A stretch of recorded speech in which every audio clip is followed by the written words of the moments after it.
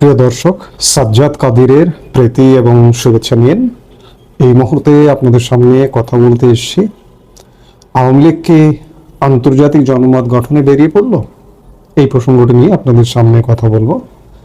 আন্তর্জাতিক জনমত আওয়ামী লীগ 1971 সালে বাংলাদেশের মুক্তিযুদ্ধের পক্ষে আওয়ামী লীগই আন্তর্জাতিক জনমত গঠনে সারা পৃথিবীতে বেরিয়ে পড়েছিল।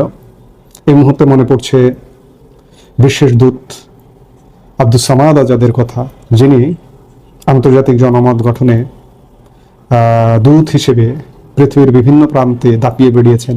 এবং বিদেশে আমাদের কিছু রাষ্ট্রদূত ছিলেন, তারা পাকিস্তানি পক্ষ ত্যাগ করে বাংলাদেশের পক্ষ অবলম্বন করে আন্তর্জাতিক জনমত গঠনে গুরুত্বপূর্ণ ভূমিকা পালন করেছিলেন।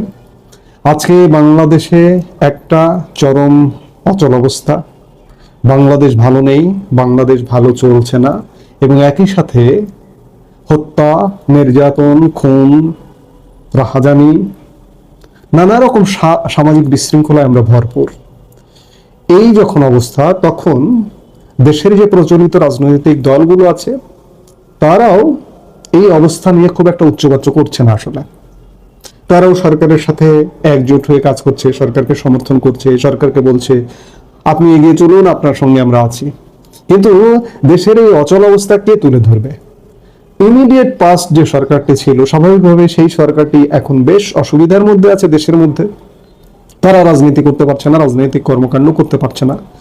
অতি সম্প্রতি বাংলাদেশের একটি জেলা গোপালগঞ্জে ভয়াবহ হত্যাকাণ্ড, গোপালগঞ্জ ট্র্যাজেডি, জেনোসাইড ঘটে গেল। সেগুলোরই প্রতিবাদে সংবাদ মাধ্যমকে, আন্তর্জাতিক গণমাধ্যমকে অবগত করবার জন্য আওয়ামী লীগ আমাদের পার্শ্ববর্তী দেশ, আমাদের নিকট প্রতিবেশী বন্ধু প্রতিম দেশ ভারতের রাজধানী নয়াদিল্লিতে গতকাল বিকেল 5:30 একটি আন্তর্জাতিক সংবাদ সম্মেলন করবার পূর্ব নির্ধারিত সময়ে নির্ধারণ করেছিল।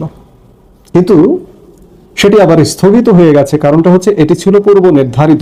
16 জুলাই গোপালগঞ্জ ঘটনা ঘটবার পরে 2-4 দিন পরে থেকেই তারা গতকালকের সংবাদ সম্মেলনের আয়োজনটা করেছিল। কিন্তু এরই মধ্যে 21শে জুলাই ঢাকায় ভয়াবহ এক বিমান দুর্ঘটনা ঘটে।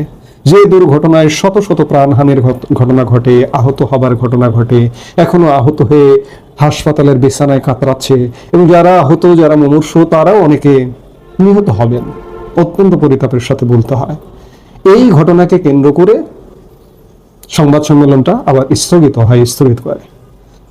হিন্দুস্তান টাইমস, সর্বভারতীয় গণমাধ্যম, শতবর্ষী গণমাধ্যম হিন্দুস্তান টাইমস বলছে যে গতকাল বুধবার 23শে জুলাই এই সম্মেলনটি বাংলাদেশ হিউম্যান রাইটস ওয়াচ নামে একটি সংগঠনের ব্যানারে বিকেল 5:30 অনুষ্ঠিত হওয়ার কথা ছিল। আয়োজকদের পরিকল্পনা অনুযায়ী এই সংবাদ সম্মেলনে গোপালগঞ্জের সাম্প্রতিক সংঘর্ষ এবং দেশে গণহত্যা ইস্যুতে বক্তব্য রাখার কথা ছিল আওয়ামী লীগের গুরুত্বপূর্ণ নেতা মন্ত্রীদের। জানা গেছে, সাম্প্রতিক দিনগুলোতে আওয়ামী লীগের বেশ কয়েকজন নেতা হাসান মাহমুদ, ওবায়দুল কাদের, আসাদুজ্জামান খান কামাল এবং মহিবুল হাসান চৌধুরী নওফেল দিল্লি সফর করেছেন। তাদের মধ্যে থেকে কয়েকজন সংবাদ সম্মেলনে অংশ নেবার কথা ছিল। যেটি হোক, বাংলাদেশের বর্তমান চিত্র তুলে ধরবার জন্য আওয়ামী লীগ যদি উদ্যোগ নিয়ে থাকে, সেটি ইতিবাচক ভাবেই দেখতে হবে। কারণ একটা দেশ স্বাভাবিকভাবে চলতে হবে, কিন্তু স্বাভাবিকভাবে এই দেশটি চলছে না।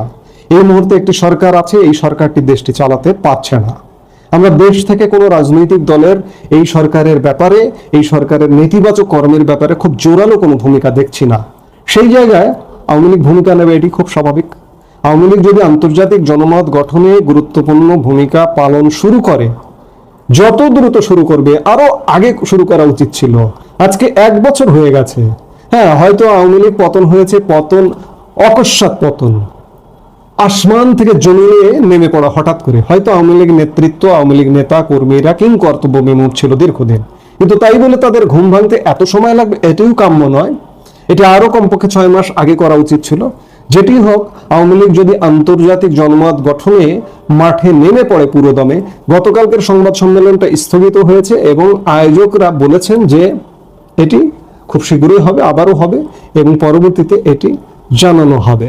এখন দেখার বিষয় যে শীঘ্রই সম্মেলনটি হবে, নয়াদিল্লিতে হবে এবং পৃথিবীর বিভিন্ন প্রান্তে হবে, বিভিন্ন দেশের সাথে কূটনৈতিক তৎপরতা। আমি অবাক হয়ে যাই আসলে, আওয়ামী লীগ এত বড় একটা দল, আমরা কদিন আগে, 1 বছর আগেই দেখতাম যে যেদিকে তাকায় সেদিকেই শুধু আওয়ামী লীগ আর আওয়ামী লীগ। কিন্তু সত্যিকার অর্থে অনুসন্ধিৎসু মানুষের কাছে আওয়ামী লীগের সেই অর্থে দেশে বিদেশে এখনো পর্যন্ত কার্যক্রম চোখে পড়ছে না। আওয়ামী লীগকে এই যে পতন হয়েছে, কেন পতন হলো, কেন আওয়ামী লীগের এত দুরবস্থা হলো, কেন পতনের মতো ঘটনায় ঘটতে গেল, কিংবা কেন একটা সরকার পরিবর্তন হবে নির্বাচনের মাধ্যমে পরিবর্তন হবে, কিন্তু নির্বাচনের মাধ্যমে পরিবর্তন না হয়ে লজ্জাজনকভাবে আওয়ামী লীগের কেন পতন হলো? এগুলো নিয়ে কি আওয়ামী লীগ গত 1 বছর গবেষণা করেছে? পতনের কারণগুলো অনুসন্ধান করবার চেষ্টা করেছে? কিংবা পতন হয়ে গেল, ঠিক আছে, দেশে যখন পারছে না, যখন আন্তর্জাতিক জনমত গঠনে কি কাজ করেছে গত 1 বছরে? করেননি। আমরা প্রথম একটি আন্তর্জাতিক সংবাদ সম্মেলনের খবর পেলাম, এটি যেহেতু নয়াদিল্লিতে এবং এটি সর্বভারতীয় গণমাধ্যমের উদ্দেশ্যে গণমাধ্যমে পাবলিশড হতো এবং যার মাধ্যমে সারা পৃথিবীতে ছড়িয়ে যেত, কিন্তু সেটি বাংলাদেশে ভয়াবহ বিমান দুর্ঘটনার কারণে স্থগিত হয়েছে। আমরা মনে করতে পারি যে এটি খুব শীঘ্রই হবে এবং সারা পৃথিবীর বিভিন্ন প্রান্তে হবে, কারণ বাংলাদেশ ভালো চলছে না এই মুহূর্তে। আর কারো এই ভালো চলছে না এটি বলার মতো আর কাউকে আমরা দেখছি না। বারবার বলছি, আবারও বলছি, দেখছি না। আওয়ামী লীগের এই দায়িত্বটা পালন করা উচিত, এই দায়িত্বে এগিয়ে আসা উচিত, কিন্তু গত 1 বছর আওয়ামী লীগ সেই দায়িত্ব পালন করেনি। আমরা যতদূর জানি এই মুহূর্তে একজন আওয়ামী লীগের যে 16 বছরে যারা পররাষ্ট্রমন্ত্রী ছিলেন তাদের মধ্যে একজন জেলে বন্দী আছেন, কিন্তু এর বাহিরে কমপক্ষে 3জন দেশের বাহিরে আছেন। আওয়ামী লীগের এই সাবেক পররাষ্ট্রমন্ত্রীরা কি করছেন? এর মধ্যে হাসান মাহমুদকে নয়াদিল্লিতে আছেন, নয়াদিল্লি সফর করেছেন, এটি জানা গেছে। তিনি জানি না তিনি তৎপরতা চালাচ্ছেন কিনা। আর বাকি দুজনের একজন তো বয়সের ভারে একদম নুজ, আবুল হাসান মাহমুদ আলী, তিনি বয়সের ভারে খুব স্বাভাবিকভাবে নুজ। আওয়ামী লীগের পররাষ্ট্র মন্ত্রীরাও বিদেশে বাংলাদেশের এই অচলাবস্থা নিয়ে জনমত গঠনে গুরুত্বপূর্ণ ভূমিকা পালন করুন, সেটি প্রত্যাশা। এবং সেই সাথে দেশেও মানুষ, একটা বড় অংশ মানুষ চাইছে যে আওয়ামী লীগ ফিরে আসুক, আওয়ামী লীগ রাজনীতি করুক, ক্ষমতায় যাক না যাক সেটি কিন্তু ধর্তব্যের বিষয় নয়। অন্ততপক্ষে বিরোধিতা করা, একটা অন্যায় হচ্ছে, একটা অপকর্ম হচ্ছে, তার বিরোধিতা করার জন্য কণ্ঠ প্রয়োজন। কারণ এই যে এখনকার রাজনৈতিক দলরা সবাই এক ভাষায় কথা বলছে, সরকারের সাথে আছে মানে সবাই এক ভাষায় কথা বলছে। এই এক ভাষা, ভালো হোক মন্দ হোক, এক ভাষায় কথা বলছে, কিন্তু মন্দ কাজ হচ্ছে। এই মন্দ কাজকে বাধা দেওয়ার মতো কাউকে দেখা যাচ্ছে না। তাহলে দায়িত্ব পালন করতে হবে আওয়ামী লীগকে।